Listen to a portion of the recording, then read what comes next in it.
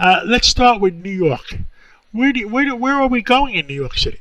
Well, I think, John, from everything that I can tell, we're at the, I guess you'd call it the apex, right? This is what Cuomo was talking about a week ago or 2 weeks ago. And I think it's going to go down from here. That doesn't mean there aren't going to be a lot more deaths, but I think we can start thinking about, even if it's a couple of weeks from now, getting our economy started again. I think the governor, I talked to him the other day, I think the governor has his mind now half turned toward that. Half has to be to make sure we keep safe, but the other half is how are we going to get this economy moving again, like the president. Now, I know you had an exclusive interview with the governor, Cuomo, the other day, and you guys are friends and you get along well. The numbers were in a stratosphere, but it seems like we're going to end up doing better than some of the statistics were showing us. What do you see? Well, I think, look, who knows? This is going to have to be studied for a while and probably get debated for years, right, John? So I think there are two parts to it. I think there was some exaggeration, whether it was on purpose or not, or whether it was just being careful or not. I can't tell you, but I think there's no doubt there was some exaggeration. You'd almost maybe expect it because people were so afraid. But I also think you have to give some credit to, let's say, number one, the president cutting off the people from China coming in at a very early stage. I think that maybe cut the numbers right in half. And they never, because they never give the president credit for that. None of these doctors or scientists are bothered to realize the president did what nobody else did. He stopped the people from the main country coming here when people were attacking him. I mean, Joe Biden called him a racist for doing it. The Democratic Party wanted to impeach him again. So I think that had a big part to play. I think the drastic measures that were taken by the president, by Governor Cuomo, Governor Newsom, all the governors, that had to help because people weren't transmitting it as much. So you combine those two things and the fact that there was an exaggeration, the numbers turn out to be, much better. So I think for the future, we got to be more careful because this didn't happen without tremendous damage done to us, not just to our economy. I mean, the suicide numbers have gone up, I believe. I know the suicide hotlines are overwhelmed. You put people at home this long and it's not good, John. It's not good. You were there for 9/11. How does this compare to 9/11?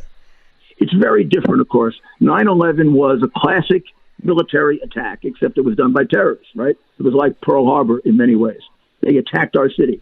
You can think of those airplanes as bombers, right? It was airplanes being used as missiles to attack our buildings. They killed 3,000 people. It was the worst foreign attack in the history of our country, unless you go back to the War of 1812. It was a shock to us. It made us feel vulnerable when we've lived with these two oceans protecting us forever. And I think that broke that invulnerability. The other part of 9/11 that was somewhat easier than this was it only destroyed a certain part of our life. I mean, the stock exchange was down for less than a week. Businesses there were interrupted, Merrill Lynch, American Express. But the rest of life went on. I could say to people, go to a Broadway play. I pushed Broadway to come back right away. I went to Nederlander and a bunch of the Broadway people, and I said, I want you to go on Thursday or Friday night. And they said, but nobody will come to the shows. I said, I'll get people to come. Just go on. They said, well, the actors are afraid to come in. I said, I'll protect them. Well, they came in 2 days later, 3 days later, they were filled up. People could watch baseball on television. They could watch football. So people didn't want to go back to their normal life quickly, but you could keep urging them to do that. So it took their mind off it. Here, it's much harder because there's nothing. I mean, you stay home. If people like sports, no sports.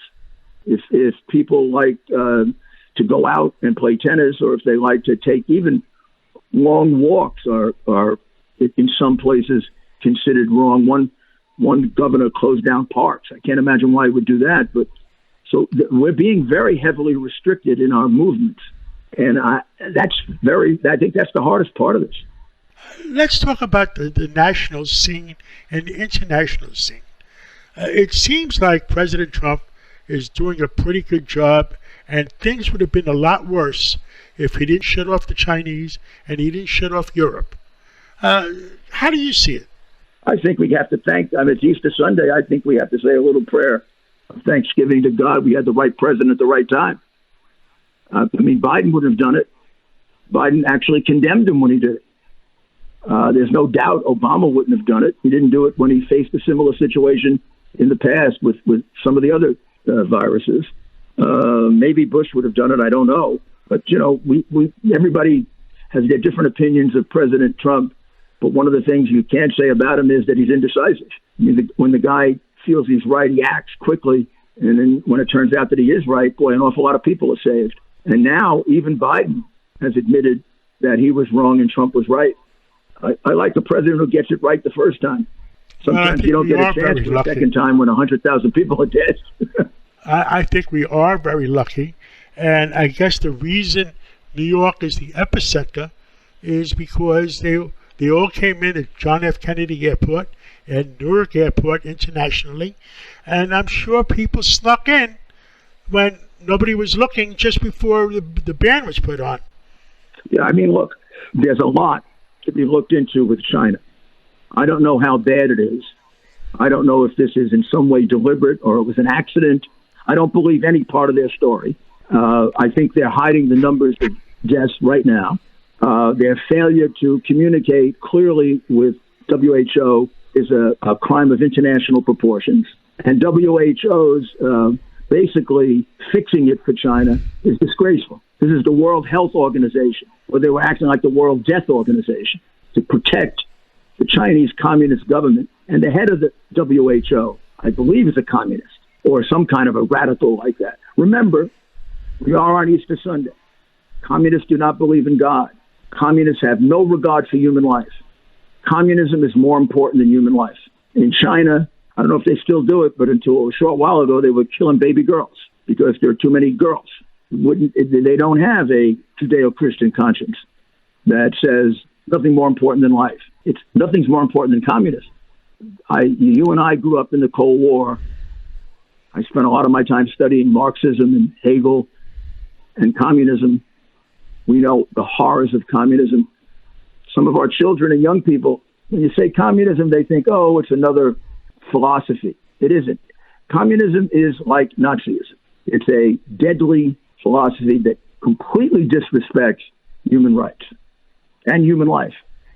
Mr. Mayor, the big difference to me for 9/11 and what's happening now is 9/11, all Americans came together. I would say over 90% of the Americans were Americans. They weren't Democrats. They weren't Republicans.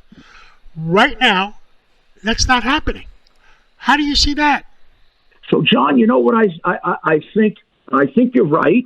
It's not happening as much as it happened after 9/11, but it is happening more than maybe we thought it could. So I separate it this way. I think the people who have real responsibility, who is the president, the governors, and the mayors, by and large, I think a couple of little comments here and there, I think they put politics aside. The president is working with Newsom. He's working with Murphy. He's working with Cuomo. He's working with anybody that wants to work on it. I think you'd have to be really a little nuts not to think that the president would work with anybody that wants to be constructive right now because he knows how important it is for the American people. Where the politics comes in are the legislators. It's like bad children. They're being ignored right now. They really don't have a role. This is an executive action.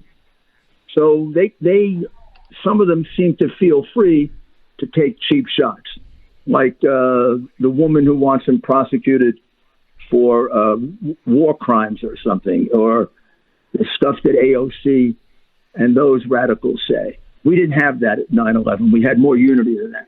I think there is unity among the most important people that have to be unified, are executives who are carrying out the life-saving functions. But I know I'll get in trouble for saying this, I think the politicians in the peanut gallery are the ones that are causing the trouble. Understood. We got a minute left. Anything else you want to tell the American people on Easter Sunday? Yeah, I want to tell the American people and the people in New York in particular, you got through this once before. September 11 may be different in some ways, and this may be different in other ways, but they both were equally horrific attacks on American confidence, on American beliefs, on the whole question of whether we could survive something like this. We didn't just get through September 11. We became stronger. Twice as many people live near Ground Zero now than before September 11. That's going to happen here. When you attack us like this, whether it's a virus or a bomb or an airplane, the American people unite. The American people get stronger. It's like the Admiral said right after Pearl Harbor, I'm afraid we've awakened a sleeping giant. Well, they've awakened a sleeping giant, and you watch us come back, John. We're going to be so proud to see how the American people come back from this. I'm looking forward to it. I agree. I look forward to it too. It's going to be a resurrection, John. It's going to be a resurrection. Thank you. Happy Easter Sunday. To you and to your beautiful family, John. You are a really good man. You're a really good man, and people should know, beyond your business success and now what you're doing with WABC, the kind of big heart that you have. And as mayor of New York, I got to learn that. I didn't know it. I got to learn it. Mr. Mayor, thank you for everything you've done for the people of New York and for all American people. And we'll catch up real soon.